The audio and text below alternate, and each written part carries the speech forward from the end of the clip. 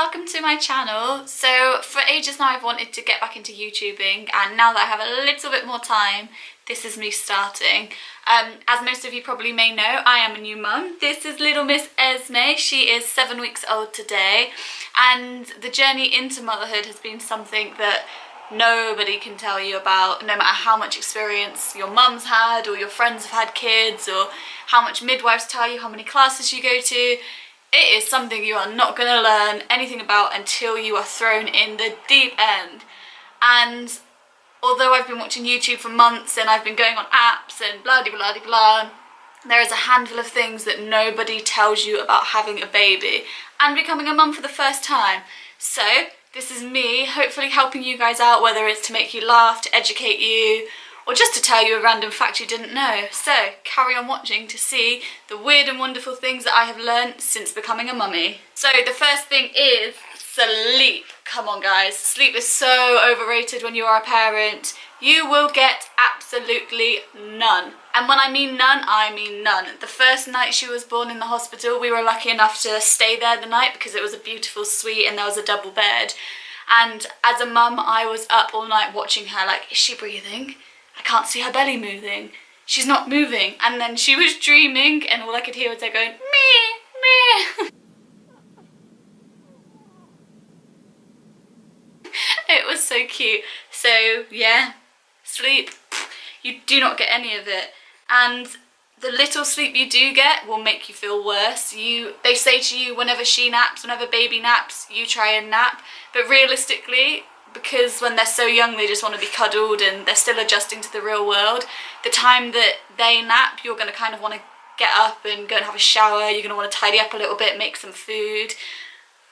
So getting used to napping is a hard one, so good luck, do whatever works for you. Yeah, so that's sleep. Sleep is hard, you're not going to get it. I think the most we've had last night was a good night. We got about, well, I got about 8 hours sleep over like between, I don't know, between like 10 and 8. I got 8 hours sleep, wake up like 3 or 4 times to like change her nappy and feed her. So I was very impressed with that. She's getting better because she was born at night. It was quite hard to get her into sleeping at first, but we're doing good.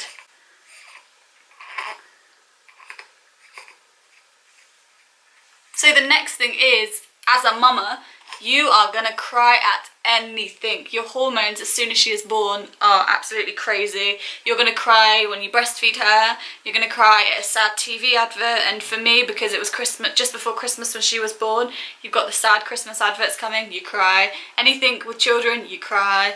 Sad, like charity adverts, you cry. Especially films where something happens to a child, you cry, because you have one, so you can now relate to it.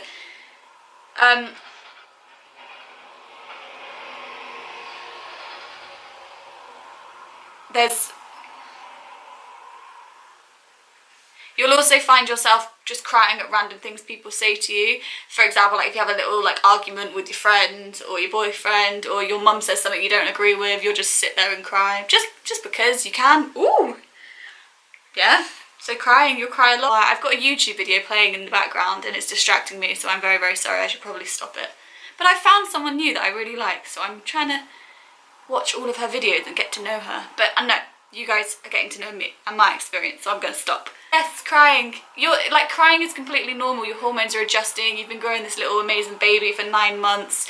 Your hormones have adjusted to grow her. Then when they come out, it's a sudden rush of adjusting, and then you've got to adjust again. So crying is normal. It almost shows that you're human. So only worry about it if you cry every single day for weeks and weeks on end, and don't feel afraid to ask for help or speak to your boyfriend or your mum or your friends. Don't be afraid to speak to anyone, because ooh, hello. Every person is born, every mother has a different experience, so just speak to people. The next is breastfeeding. So for those of you who don't know me, I love anything natural, be it food, cosmetics. I'm very against drugs, so breastfeeding for me was a must. There was no contemplation about it. I 100% wanted to breastfeed. I've always been quite small in the breast department, so I was really worried about whether or not I was actually going to be able to do it. But as I learned, your breasts adjust and give you exactly the right amount of milk for your baby. So Don't worry, but it is not easy. So as soon as Esme was born, they tried to latch her on and she wouldn't latch onto one side, so they had to flip her onto the other side. And she did a great job on the second one. But what no one tells you is that your nipples may rip. And when I say rip, I mean rip. And I had one ripped nipple and it really, really hurt. So when you breastfeed, for those of you who don't know, you start on one, she has like a full meal on one, and then you flip her onto the other one and she has kind of like a top up or like a little drink. It was my left boob that really, really hurt, and I had the cracked nipple, and every time she fed on it for the first 5 weeks, oh my Jesus, it hurt so much. And when I say it hurt, me and Gus contemplated countless times whether or not I'd actually be able to carry on because of how much it hurt, which made me really sad. Oh my gosh, it was the most painful thing. I tried pumping. I had a manual hand pump and that got really, really like, it just didn't work, so that frustrated me. But to be honest, I just carried on. I like pushed through the pain. I brought a few products. I brought lanolin cream, which seemed to work for the first couple of weeks. It's just like a natural wax found in sheep's wool, which sounds disgusting, but it creates a barrier so that infections can't get in there. It gives it a bit of space to dry, because if you think about it, with you breastfeeding, your nipple is, this is disgusting, your nipple is always wet, it's always being sucked on, so there's no space for it to dry, unless you walk around with your boobs out, which is cool if you want to do that. But that worked and it served its purpose for a few weeks. But then when that started to wear off, I did a bit of research and found out that coconut oil is really good. So not only is it natural, but it's safe enough for it to remain on your nipple when you breastfeed, so that you don't have to wipe it off. And that saved me. It worked so well. I'd highly recommend it. I had one midwife say, don't use coconut oil. Another one say, do use it, it's really good. And I thought, you know what, it's natural. I'm not going to feed it to my baby. It'll probably have dried off or absorbed into my breast pad by the time she comes around to having some milk. So I've done it. My baby is all good. So coconut oil. Coconut oil. So you are a milk machine. You are a cow. You milk, you milk, you milk, you milk. They don't tell you, well, with Esme, she needed she still needs feeding every 2 hours, maybe 3, 4 if you're lucky and she's been like having a good nap. But you'll feed her. Feed can last anything from 20 minutes to an hour and a half. You'll feed her. You'll be like, yes, I fed her, okay, she might sleep now, I can go and paint my nails, I'll go and have a shower, I'll go and make some dinner, I'll go do the washing up. You will step out of the room and she will wake up for more food, and you'll get so frustrated. Happens 12 times a day, well, for me anyway. Oh my goodness, it's hard. But you just have to remember that she is little. When she was born, her belly was the size of a marble. It went to the size of a walnut, size of an egg, and now it's just baby size. I don't actually know what size it is. And she is licking my hand. Yeah, you just have to be very patient and appreciate that she's smaller. Breast milk, because it's so natural, it digests a lot quicker, meaning she's going to be hungry a lot more often because she'll digest it quicker, which I just said. So she doesn't have a dummy, so my hand is her dummy. So yeah, you'll be a cow, you'll be a milk machine, which for me made it really hard because, like, if I wanted to have a shower, I couldn't just leave her with Gus because he does not have the milk, I do. And the pump wasn't working, so I was just like, oh, this is so hard. And you contemplate formula, and you're taught from all of the breastfeeding classes and by the midwives when you give birth that breast is best, and that formula, you shouldn't really give it to them, not because it's bad for them, but just, you have boobs, you have milk, why give it to them? So me and Gus had this very negative, like, negative thoughts, shall we say, around formula. But then when it got really bad and my breasts really hurt, I spoke to my mum and my auntie and Gus's mum, and they were like, do you know what, the midwives are there to tell you the best information, and they have to tell you that, they can't kind of tell you their personal opinion. So I did some research on formula, and me and Gus decided to give Esme 1 bottle of formula a day. We looked into the best one to give her, and we decided to give her Aptamil. And she loves it. When she has it, it fills her up for a lot longer, meaning that me and Gus can get a full couple of hours solid sleep.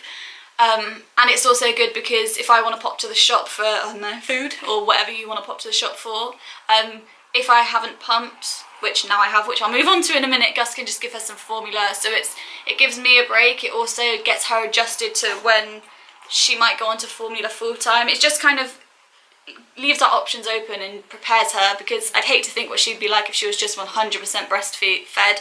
I became ill, I couldn't feed, or yeah, you never know. So yeah, I have to adjust, give her some formula. Your boobs will leak. And I don't mean leak as in before when you're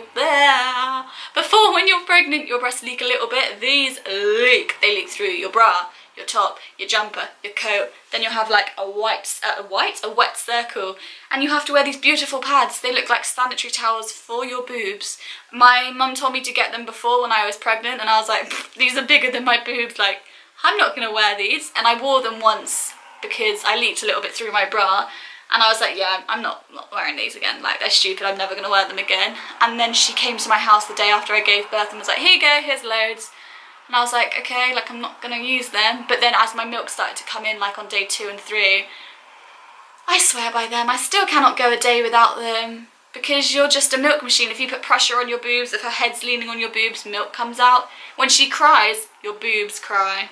Fact of the day. Oh yes. So, bras, underwear. They will not fit you. None of my bras fit me now.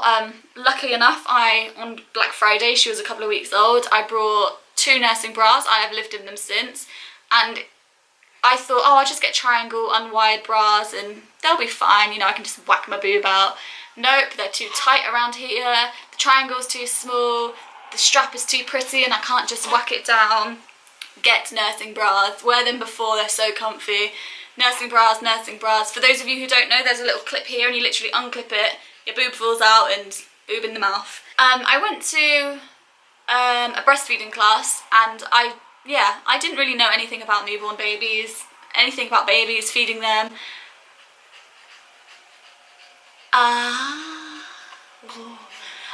And they don't really teach you about pumping. They tell you kind of the basics about, yeah, you can pump if you want to, you can do this. When you go back to work, pumping is best, you pump at work, which is great, but they don't really tell you how soon after giving birth you should pump. And Gus brought me a manual, a manual hand pump that I just couldn't get along with because, yeah, I'm just lazy. So I got a electric pump and I did loads of research, found the ones that are the most natural for your boobs, as in they're not gonna suck too hard, there's different suction options, just things like that. You really do your research and you learn so much every day. And I brought one and I swear by it. The memory card left no space for the rest of my video, so I've had to change memory card and reposition the camera, and I know it's not in the same position, but hey ho, life goes on, and we have a little dribbly baby. Look at this lovely patch. Anyway, what were we saying? So breast pumps, buy one, an electric one, do your research, get one, start pumping ASAP. In the breastfeeding classes, they didn't teach you, I don't know if I said it in the clip before, I think I did. They didn't teach you when to start pumping. They said don't do it for 4 months, don't do this for 4 weeks, but realistically, you need a break, especially if you're on a breastfeed all the time. So pump, buy some storage bags, do it. I cannot express how, I cannot express how good expressing is. Yeah, so I want to store some up so that when I've got enough, we can take Esme to her grandparents for a day, or she can stay with a friend for a day, or Gus can have her for a day.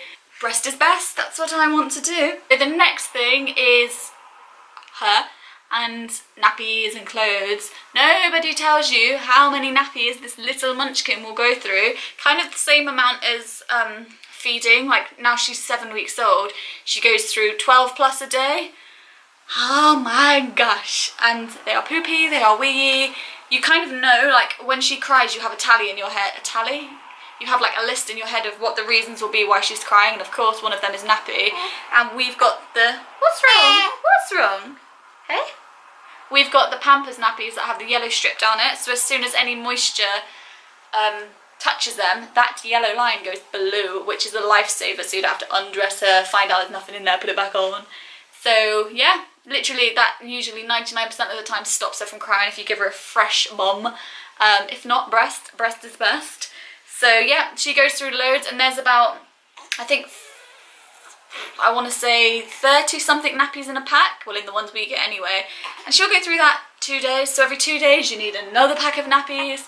If you go for Pampers, they're like £3, £4, maybe £5 a pack depending on where you go.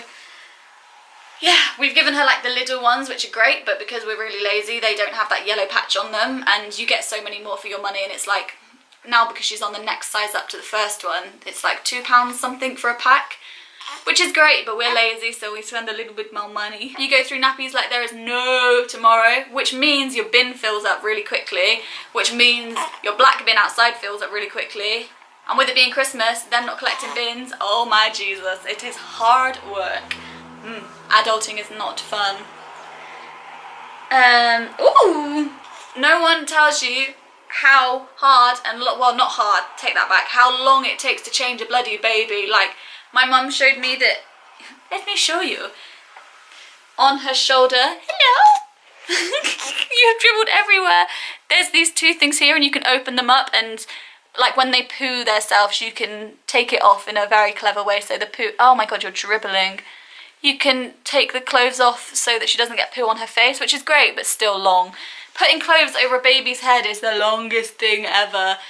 So do what I do and buy clothes that have got poppers all the way down so you can keep your beautiful baby in comfy pajamas all day and save your life. We go through probably 2 if not 3 outfits for her a day. Because it's winter, she wears an underlayer and her outer layer.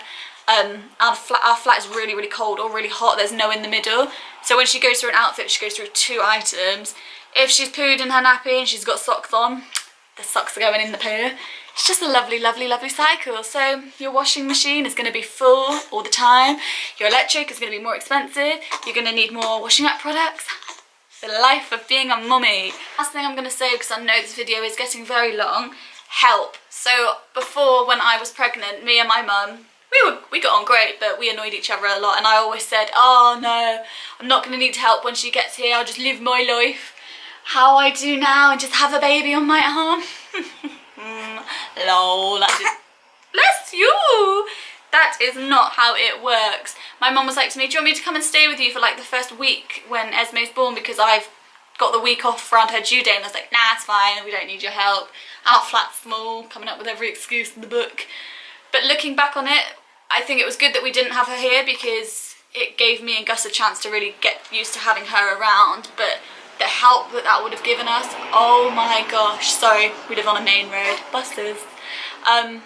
But she came round like the first couple of days, so did Gus's family and my dad and his wife, and everyone just kind of taken her off me for a few minutes, bringing food, bringing meals, asking me if I needed anything from the shop. Oh my goodness, I would not have been able to do it without that. So the lesson behind this story is take all of the help you can get, take all of the pre-cooked meals you can get, put them in your fridge, put them in your freezer, buy microwave meals. Like, for the first couple of weeks, just eat. Like, it is hard work. Not only are you tired, Dad's tired, so one of you obviously has to look after baby whilst the other one cooks. Oh my gosh, help. Just take the help, take the help. Asking for help isn't going to make you a bad parent. Like I said before, everyone's born, well, all women who have had children, have been a mum, have gone through this period. Everyone needs help, and just don't be too stubborn to ask for it or too proud, because at the end of the day, it makes that person feel loved and needed, that you need their help, and it makes them feel closer to you and little baby. So take all the help you can, ask people to help you out, friends, family. I was really lucky when Gus went back to work after having 3 weeks of paternity that he works 4 days a week. I'd have like one day just me and Esme, then one day someone would come over, one day me and Esme, and to get me back into being by myself, well, not even get me back into it because I'd never done it, getting me into being used to being by myself with a little newborn, it really, really helped, because it wouldn't be a block of 4 days without, it wouldn't be a block of 4 days just me and Esme without Gus. It was me and Esme with someone so they could help out, and yeah, it's just great. You even have an adult conversation every now and then, which, hallelujah, it is great. So take all the help you can.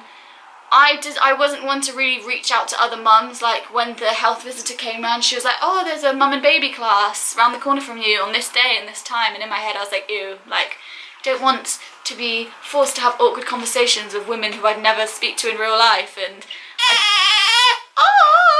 I don't want to have my newborn, hey, I don't want to have my newborn around other ill babies because it's winter, so that wasn't for me. But I've noticed that I have really started connecting with mums on my social media. Shout out to all your mummies. And yeah, you just kind of have this connection that you never thought you'd have, where you're like, oh, their baby's like 2 weeks older than mine. Oh, let's watch them grow and see where Esme's gonna go. She's getting hungry, so I need to wrap this up quickly.